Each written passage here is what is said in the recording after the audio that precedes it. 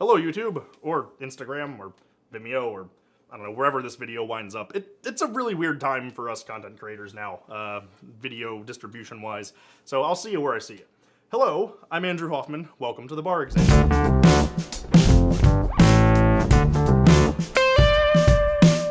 So, out of my lovely 39 subscribers, love you all so much, I've probably talked to a couple of you about this channel and sort of my intentions for that channel.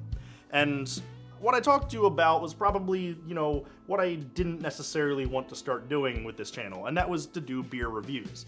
I kind of find the idea of like calling a brewery's marketing department, asking for a six-pack, and then recording a video about that six-pack to be kind of weird. And not everybody online doing beer reviews does that, which, you know, thankfully is, you know, a good thing. But there are some people out there doing that, and I just didn't really want to be a part of that. I find the idea of like becoming an accidental shill kind of weird. And, you know, I still do kind of find that a little weird, but on the flip side, I did get a really interesting beer that I want to talk about. I also want to drink, but I think it'll lead to some interesting discussion. See, my buddy Dan went up to Massachusetts on vacation, and while he was there, he did some brewery tours, and, you know, just had generally a great time.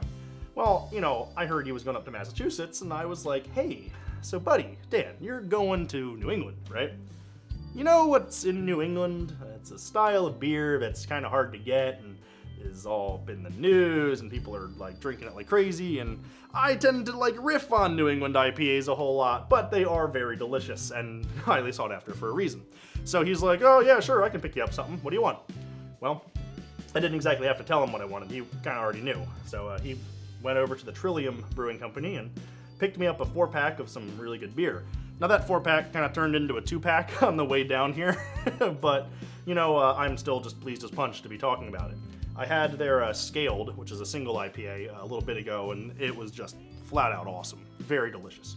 But the beer that I want to talk to you guys about is this one right here, and that is their Vicinity, which is a double IPA brewed in the New England style. This beer is going to be really hazy, it's going to be really juicy and really delicious. But the thing that I think sets it apart from a lot of other beers in this category is the fact that it is predominantly a Pilsner malt based beer. Now when we talk about the American IPA, we're talking about beers that predominantly have American two-row barley as the main constituent of the base of that beer.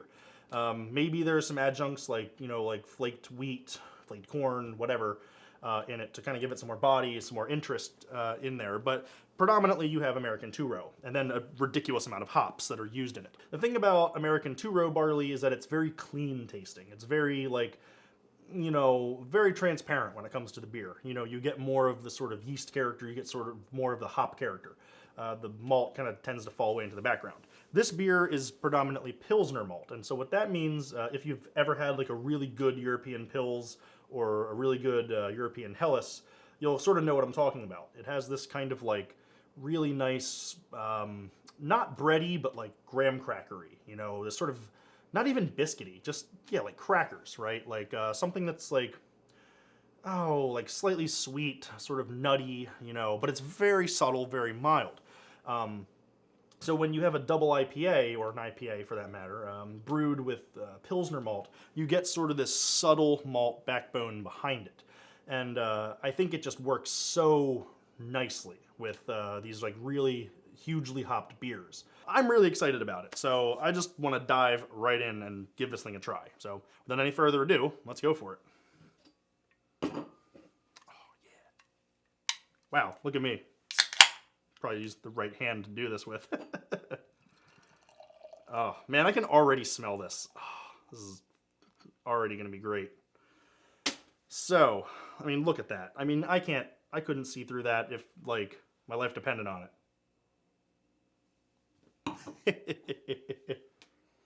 You know, I riff on the New England IPA quite a lot on this channel. I had a whole video where I'm like, oh, IPAs are killing craft beer, and while I do kind of believe that's true, I mean, man, that is really delicious smelling. I'm all giddy about it. Yeah, I mean, you get just such a delicious juiciness to it. And while juiciness isn't exactly a smell, I think you know what I mean. It has this like overripe peaches, you know, is sort of the thing that I get out of it. As far as the actual like aromas, you know, there's like a guava, sort of like a pineapple-y note a little bit in there. I get kiwi and like orange zest. There's so much going on in here. It's amazing. And sure enough, though, I do get the graham crackery sort of note that I mentioned earlier with the Pilsner malt. I think that my microphone up there picks up a lot, so if I start doing that, you're gonna hear it.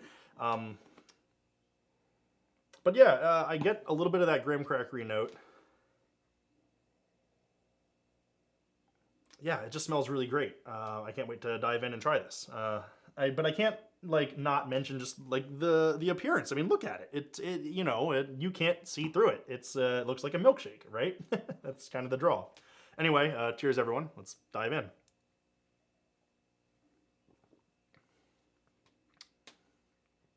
Oh yeah, it's flat out awesome.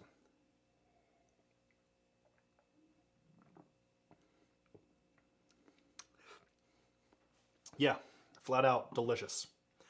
There's like, you know, on the taste, a lot of mango, a lot of that guava, sort of like guava, papaya, sort of these like really tropical goodness. I don't know if you've ever had pawpaws. That might be too obscure for like a lot of people who didn't grow up in Pennsylvania, but like pawpaws are in here a little bit, mostly because it's like a touch of caramel, a little bit of banana, a little bit of mango. You know, oh my God. Yeah, a lot going on in here. It's pretty cool. Relatively low bitterness. And yeah, just a really nice beer. There's a good yeast character to it too.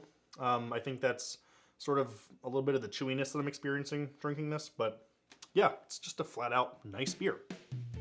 So the thing that I want to talk about is that Pilsner malt, right?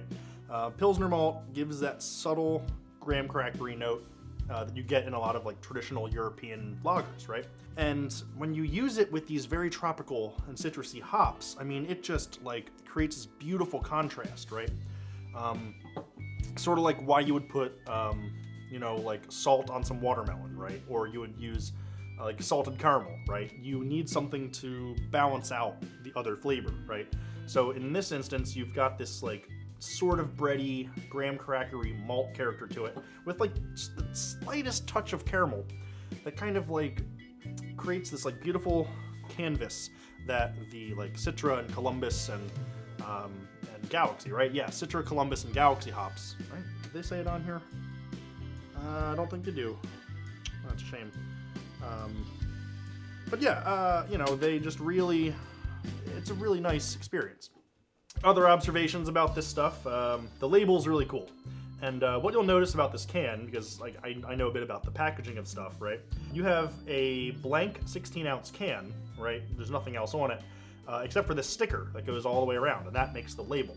And what that allows a brewery like Trillium to do, because like they're not huge, right? They're not ordering pallets of like specifically printed, you know, cans.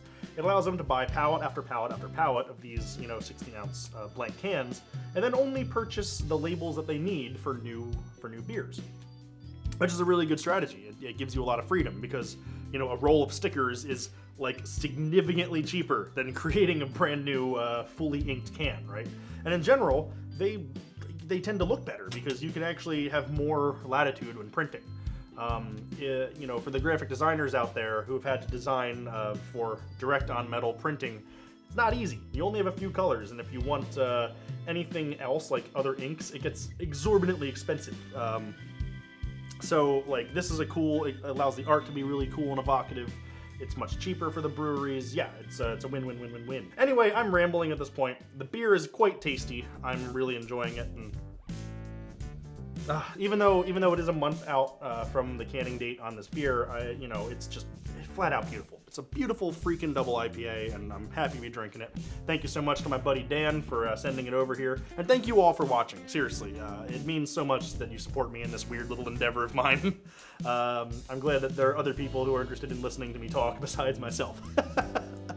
Anyway, with all that said, cheers everyone. This has been the Bar Exam's first actual beer review. So, hey, cheers.